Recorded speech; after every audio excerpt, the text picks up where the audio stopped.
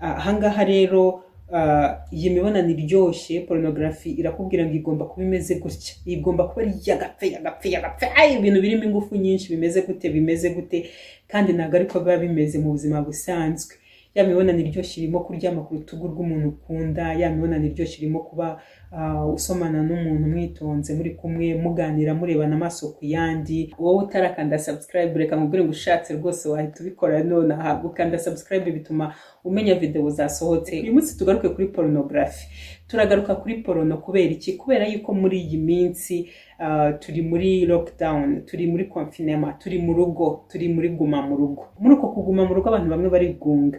Muri uko kwigunga ugasanga hari abandi bahita berekeza ibitekerezo byabo mu kuvuga ngo reka ndebe porono. Bamwe barayikundaga none bari barabuze akanya ko kuyireba kubera akazi kenshi gutaha nijoro, ariko noneho uyu munsi bari mu rugo umunsi wose. Uri mu rugo n'uwo mwashakanye, ariko hari igihe umwe aba ari muri ibi n'undi ari muri biri, ugahita ubona ko wowe uyireba ukoresheje telefone yawe cyangwa se ukoresheje computer cyangwa ukoresheje tablet, cyangwa se uri umuseribateri uri wenyine, usanga nyine ariyo mahitamo nta yandi uretse kujya muri porono. Cyangwa se wowe uri muri lockdown cyangwa se muri guma mu rugo ahantu utari kumwe n'uwo mwashakanye, none n'ibi ngibi urimo guhinduriramo amaso. Ese kuba ureba porono cyane mbere ya guma mu rugo n'uyu munsi muri guma mu rugo, cyangwa se kuba waratangiye kuyireba muri guma mu rugo, haba hari ingaruka mbi bishobora kuzakugiraho. Izo ngaruka rero porono n'ingaruka igira ku muntu ukunda kuyireba nizo tugiye kugarukaho muri video y'uyu munsi. Porunogarafi ikibazo gikomeye cyayo ikaba ihindura ukuzi cyangwa se uko imibonano imeze. Ubundi uko imibonano imeze cyangwa se uko umuntu yakagombye kuba ayizi, porunogarafi irabihindura. Ibintu hindura ni ibiki? Porunogarafi ihindura uko ubona imibonano, uko abantu bakora imibonano. Uko abantu bakora imibonano, biriya bintu ubona muri porunogarafi birimo ama effects. Ni ukuvuga ngo ni gukina filime. Nanjye uvuga ngo ni nko gukina filime kandi ari gukina filime. Ni gukina filime nyine yo gukora imibonano ku buryo igikorwa cy'amasegonda 5 ushobora kukibyazamo amasegonda 10 cyangwa se umunota wose, ariko wa wundi uyireba ntabibone yuko ari igikorwa cy'amasegonda 5 wabyajemo umunota, ahubwo akagira ngo ni cya gikorwa cy'umunota umwe cy'amasegonda 10 buri gihe kimara umunota, kandi mu mibonano isanzwe atari ko bimeze. Icyo ngicyo ni icya mbere. Hanyuma porunogarafi ituma umuntu ukunda kuyireba ahindura imyumvire ku cyo umubonano we n'uwo akunda ushingiyeho, aho kugira ngo yumve ko umubonano we n'uwo akunda ushingiye ku kuganira, kubwizanya ukuri, kuba muri kumwe, kugendana, kuguhoberana, kuguhana keya, ahubwo agatangira kubyemurira ko umubonano we n'uwo akunda cyangwa se umubano we n'uwo akunda ushingiye ku gukora imibonano mpuzabitsina. Kandi noneho no muri ko gukora imibonano mpuzabitsina buri gihe akayireba muri ya sense y'ibyo abona muri porunogarafi. Hanyuma porunogarafi kibi cyayo nuko ihindura uko wibona wowe, imiterere yawe. Utangira kwigereranya na bagabo ubona muri porunogarafi babandi bakoresha. Ntukazamenye yuko bajya kubatoranya mu bagabo amagana kugira ngo baze kubona nyine baba bogar bashaka bameze gutya, cyangwa se wundi ufite igitsina kinini kingana gutya kandi atari cyo kiri muri moyenne, atari cyo abandi bagabo bose bafite, kandi abandi bagabo nabo babikora bakisanzura, ariko wowe ugasanga urashaka kwigereranya na wa wundi. Akenshi bigatuma wowe utangira kwipfobya. Abagabo cyangwa se abasore bakunda kureba porunogarafi bakigereranya na bariya abantu bo muri porunogarafi, bakumva bari hayi, bakavuga bati jyewe meze nkabo. Ni bake cyane umenya ari nambarwa n'abameze nkabo ntibabibona ko bameze nkabo, ahubwo porunogarafi ituma wisuzestima cyangwa se wumva nta gaciro ufite cyane.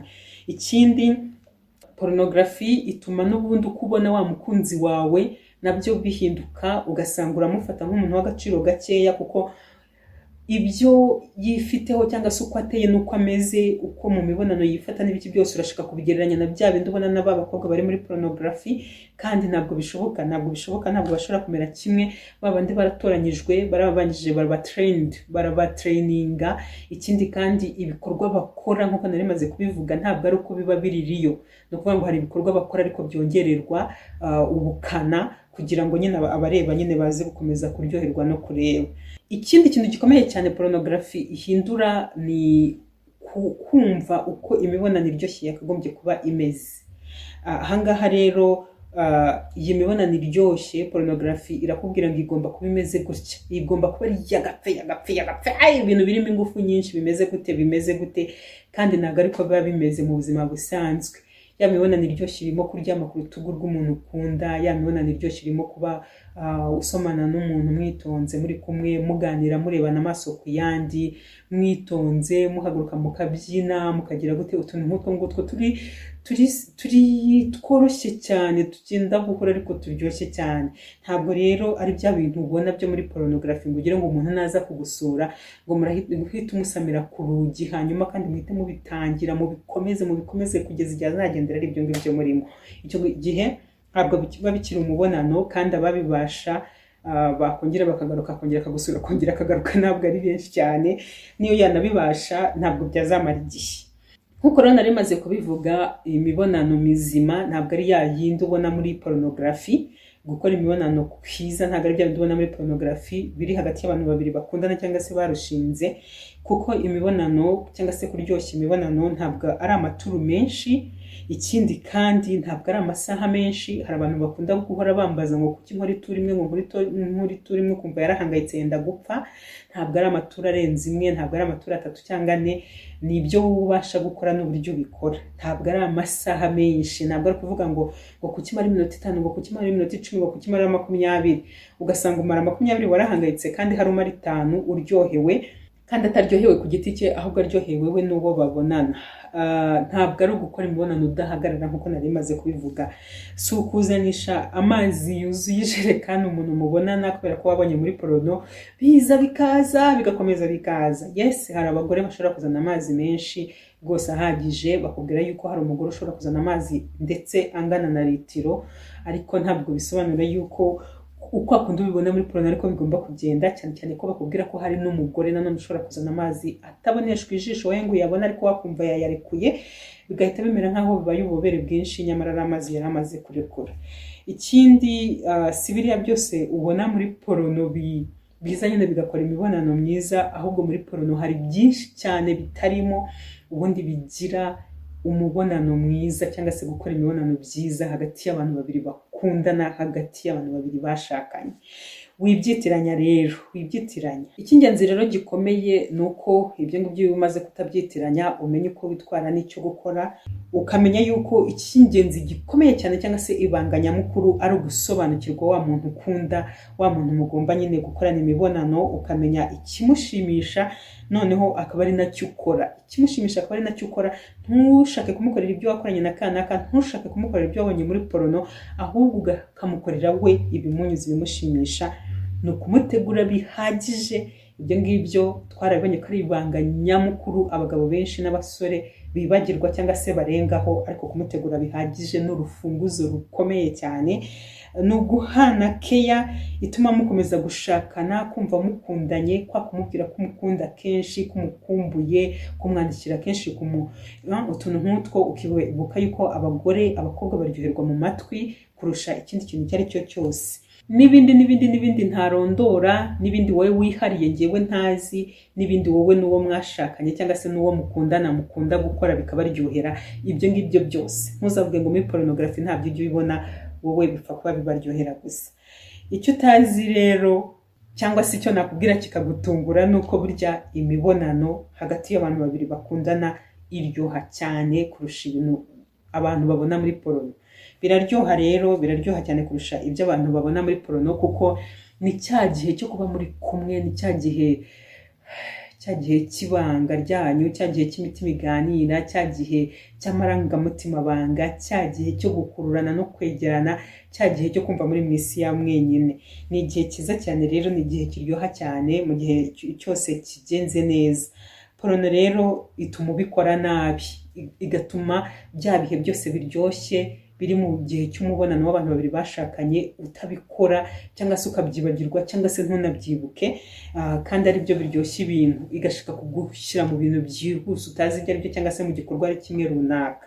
Ikindi porno ituma ibintu wari utegereje kuzabona mu mibonano ubadesi cyangwa se umera nkaho umuntu akudesovye ibyo wifuzaga kubona si byo ubonye, kubera yuko nyine ntabwo mushobora gukora byo bindi mubona muri porno, kuko muri porno twabonye ko ari ibikorwa bidasanzwe cyangwa se by'indengakamere umuntu atakora mu busanzwe, kuko habamo gukina cyangwa se no kongerera ubukana ibintu bisanzwe byakozwe n'abantu. Ibyo ngibyo byose rero bituma muri porono bihinduka. Hanyuma ntiwibagirwe yuko porono ituma umuntu yigunga, kubera ko akenshi niba wirukankira kujya kureba porono ntabwo uzashaka kuyirebana n'undi muntu, uzaba ushaka kuyireba uri wenyine. Icyo gihe bigatuma umwanya ugira wo kubana n'abandi bantu ba mukeya. Byumvikana wa muntu washatse guhitamo kuzajya areba porono muri iyi lockdown cyangwa se muri guma mu rugo, uzasanga umwanya afite wo gucatinga n'abandi, kubahamagara kuri telefone cyangwa se kuganira n'abo mu rugo rwe, n'abo babana mu rugo niba bahari ari muke cyane. Porono ituma umuntu ayoboka inzira yo kwikinisha, niko bigenda bigaragara cyane ku bantu benshi. Ugasanga umaze kubireba ugahita uzana bwa bushake bukomeye cyane, ukibaza icyo gukora n'icyo kureka, ugasanga nta yindi nzira uretse kwikinisha, kuko wayirebye nyine uri wenyine. Kandi kwikinisha nabyo ntabwo ari ikintu cyiza, nubwo twabonye ngo nta ngaruka bigira ku mubiri, ariko ntabwo ari ikintu cyiza. Noneho iyo ubikora buri munsi si byiza, kandi nabyo twabonye ko kubikora kenshi bikakubata, bikahinduka nk'ikiyobyabwenge, bigeraho nabyo bikakugiraho ingaruka mbi.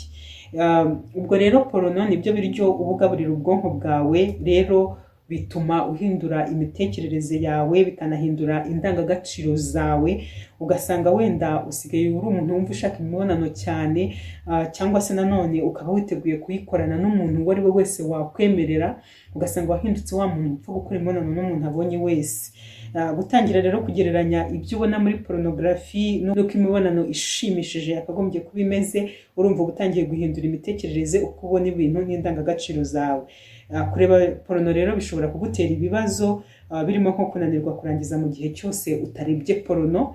Ugasanga niba gukorana imibonano mpuzabitsina n'umugore wawe cyangwa se n'undi muntu mukundana mwari muhuye birakunaniye kubera yuko wakagombye kubanza kureba ya porono ukabona kubibasha, cyangwa se ugasanga wa muntu niwe utangiye kumera nkaho ushaka kumukoresha porono kugira ngo nyine ikubere intandaro yo kuba wabasha kurangiza, kuko kurangiza mu buryo busanzwe bitari bukundi.